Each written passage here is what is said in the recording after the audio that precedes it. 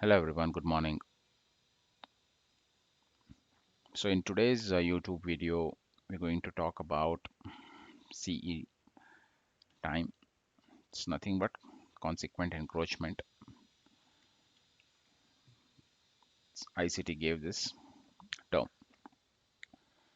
So I've explained what is this, how did I arrive at CE numbers, CE times and everything in my beginner series video. You can go and watch it. Today we are going to talk about the importance of CE time, okay? And what is the relationship between GB and CE. Now, if you recall what ICT said, CE is somehow related to a fair value gap. Okay, because as per his definition, 50% of the gap is the consequent encroachment, right?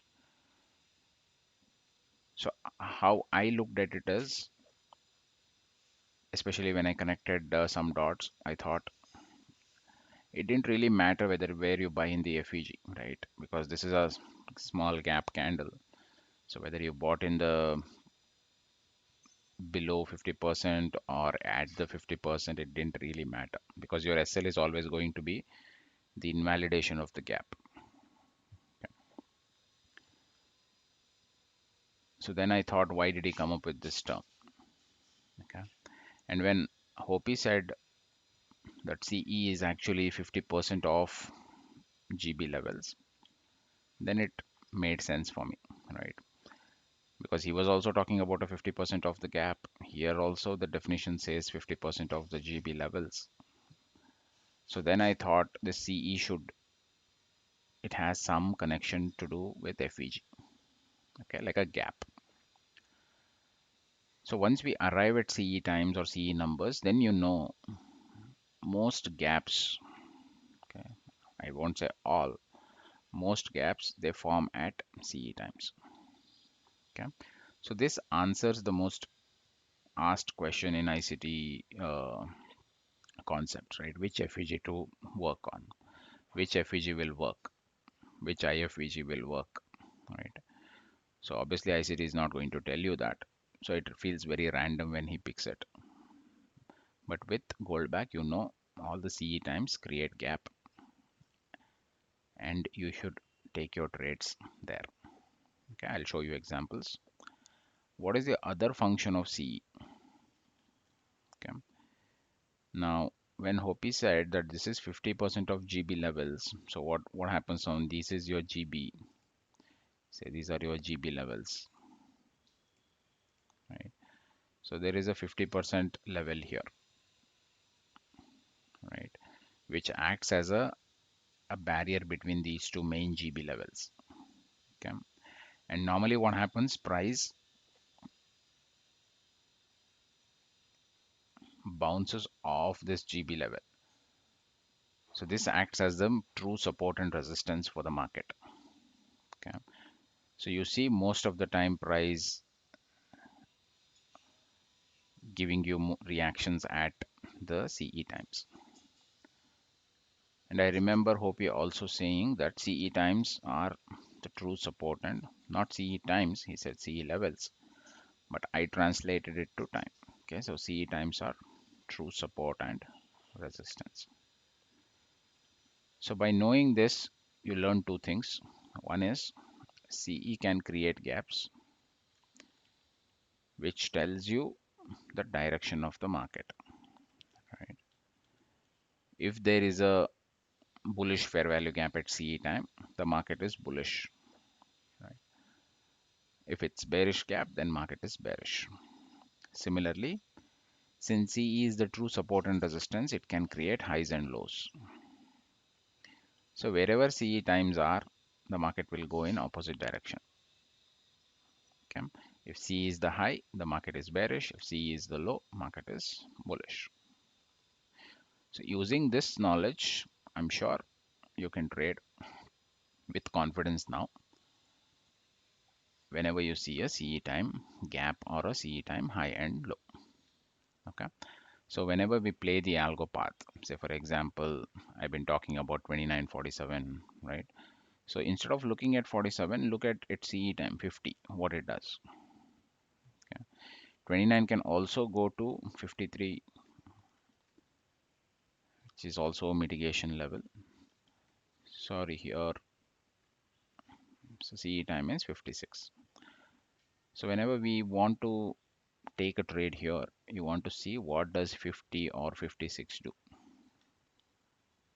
Okay, so this tells you some story. Okay, I saw some comment saying that okay, this 29 to 47 doesn't work. Yeah, I mean there is some context obviously involved. The market is not going to give you easy trades like that. Okay, so you want to be watching what does the 50 do? Does it create a high? If it creates a high and you are bullish, you should get out because CE time is the true support and resistance, so it can fall.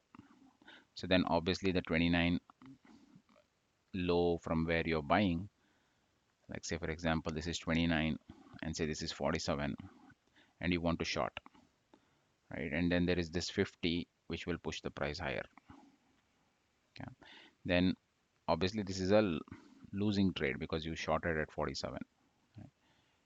But you should always watch out for what does this CE time do. And since it was in support, it's a signal for continuation.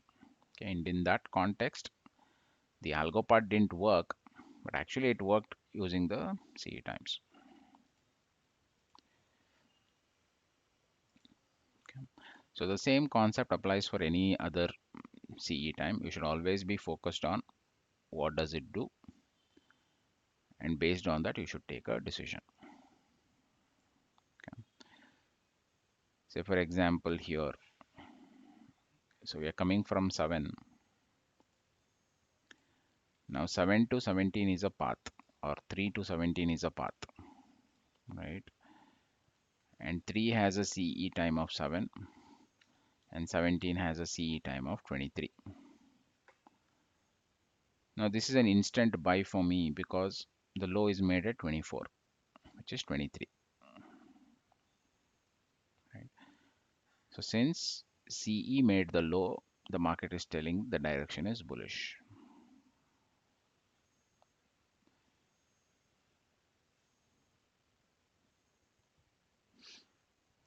Okay, so similarly you can see other examples. So here we are coming from 47 and you can see here 57 prevents it. Now 57 is just one more of 56 CE time. So if you shorted here, now this is the same example that I was trying to show you. So 29 goes to 47 and you want to short this. Okay, and you are expecting 11 to be the low, which is as per the path, but this fails here, right? And you say, oh, he gave us a wrong algo path because it didn't work, right? But you have to understand the context. So here the CE time said no, you're not going lower, you're going up. So it changed the direction of the algo, and now 11 will be printed on the upside, which is here 1914. So did the algo path work? Yes, but the missing piece was how the CE time changes the direction of the algo. Okay.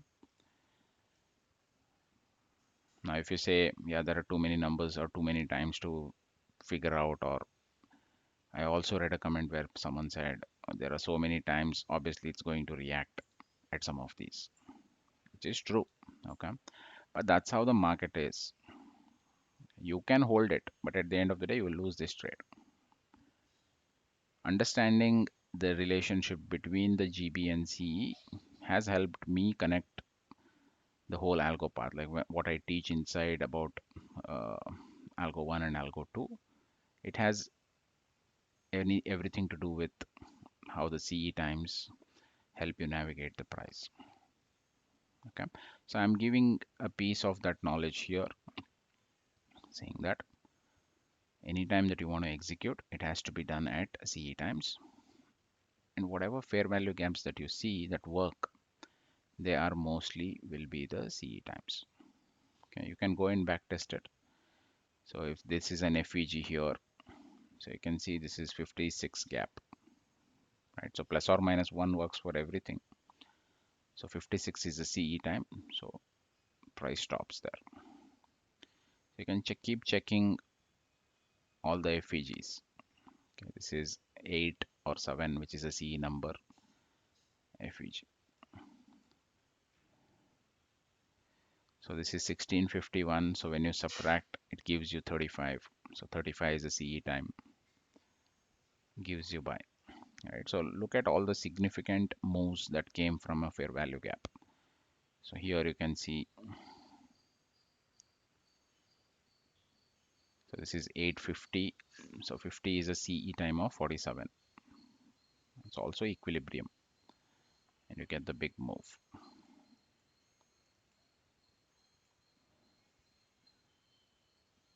So this is 527. When you subtract, it gives you 22 or 23.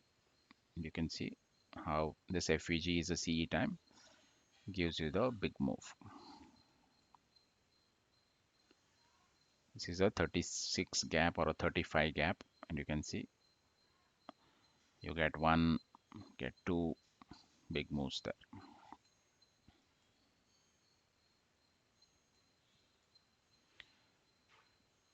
So this is 1925, 1924, which is a 23. This is a volume imbalance. And look, CE time offering the shorts. Okay. So here it is 1730. It's not a CE time. But when you come here, it is a 36 gap, which is 35. So you see, beautifully respected. Okay. So this and all you will never learn in ICT. Nobody is going to teach you this.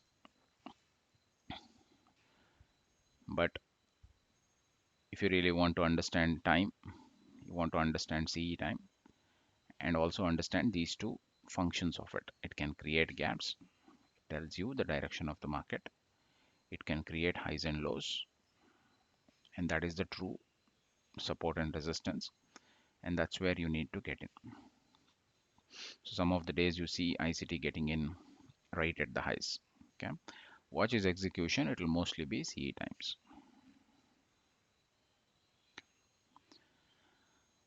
All right. So this was the second lesson in the beginner series, and go ahead and backtest this and see for yourself on the chart. You don't have to trust me. And if you like such content, please do like and subscribe. It'll help others also see this. And if you genuinely want to be a part of the community, you can always subscribe and join the Discord. Okay. Thank you for all the support. Take care. Have a good day. Bye bye.